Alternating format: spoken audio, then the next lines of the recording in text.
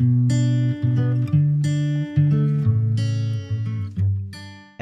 stands for Model United Nations and is an extracurricular and usually weekly activity that takes the form of United Nations debate, made up of two separate components, the chair and the delegates, debating a given motion. About the way Model United Nations works, it has a particular yet universal structure that applies to all clubs and conferences, mirroring the United Nations style of debate. Indeed, delegates will be writing a document called a resolution in their respective committees along with other countries that they will be working with. It's important to know the resolution format and phrases, but most conferences do not allow pre-written resolutions since they want countries to collaborate together during the committee. The passing of a resolution, which is the main goal of each committee and, in fine, the conference as a whole, is dictated by the clauses that are submitted by one or multiple delegates from different countries. Once the chair has collected and selected these clauses to form a resolution, the debate may begin.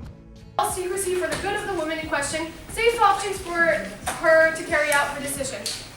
The main submitter of the first clause, or one of its co-submitters, will take the floor. MUN lingo for standing up and presenting your point, always from your country's point of view. Okay, so the delegate of Ethiopia would like to speak in favor of this motion.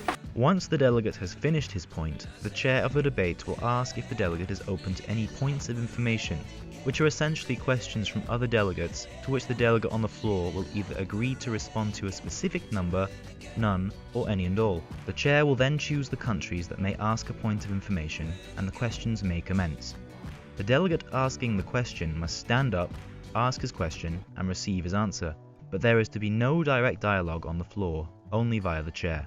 For instance, if the delegate did not understand the wording of the question, he may ask the chair if the delegate asking the question may rephrase.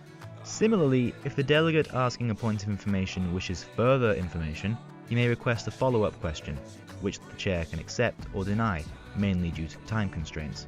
After a certain amount of points of information, the delegate will yield the floor back to the chair and go back to his place. The debate will then continue with a new delegate taking the floor, and so on. How would the delegates of Spain judge if there is endangerment? This succession of delegates that can be for or against the clause is called open debate, as opposed to closed debate. Closed debate is used mainly in the case of an amendment and means that the chair will be entertaining a certain amount of speakers for and against the proposition of the amendment. An amendment is when a delegate writes a note to the chair proposing to slightly modify the clause, which can be under the form of changing a word, striking one, or even getting rid of a whole part of the clause. If the pregnancy endangers her mental or physical health. The delegate of Spain thinks that this amendment is necessary. Once the amendment has been presented, it will be debated in closed debate, then voted on. When it comes to voting in MUN, there are no distinct cases. During closed debates, there are to be no abstentions, meaning everyone must vote, and during open debates, abstentions are permitted. If a delegate believes that the result is too tight, and that too many delegates have abstained from voting, they may request to divide the House, meaning that each delegate must say aloud and individually if he is voting for or against, meaning that there are no abstentions. I attend MUN firstly because it's actually very useful. I don't have time to read the newspapers as much as I'd like to because I have so much work, and with MUN I can really go in depth in one subject, so that's kind of helpful to stay aware of the key issues that are happening today. There is a general conduct that must be followed during an MUN debate. Some parts which seem natural, such as non-aggression towards delegates, and others that take a bit of time to get used to, such as talking in the third person. Indeed, you may not be openly aggressive to a delegate if they got something wrong, but you can do a point of order to the chair, meaning that you may rise and state your point, which most of the time consists of correcting a delegate.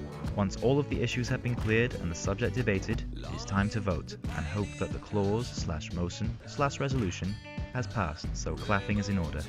I think that MUN helps me with meeting new people and understanding different points of view. Once a year, an MUN conference housing various international schools takes place in the eastern French city of Lyon. iLyman is a student-run MUN conference, which in the past 4 years has brought together over 300 students from all over the world. MUN has always been involved in topical subjects such as child labor, abortion, or climate change. This year, we have decided to base our conference on the COP21 Paris conference on a slightly smaller scale. Delegates will therefore be debating subjects relating to climate change, such as the question of Indigenous people and their protection, the deterioration of the Arctic, or health issues linked to climate change.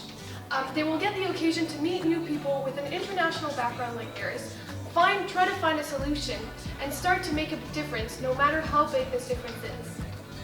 With any luck, this has been a clear explanation which has motivated you to discover world events in ways that you may not even have thought possible before. We hope that you look further into this activity and hope even more that we've convinced you to try your hand in the growing sensation that is MUN.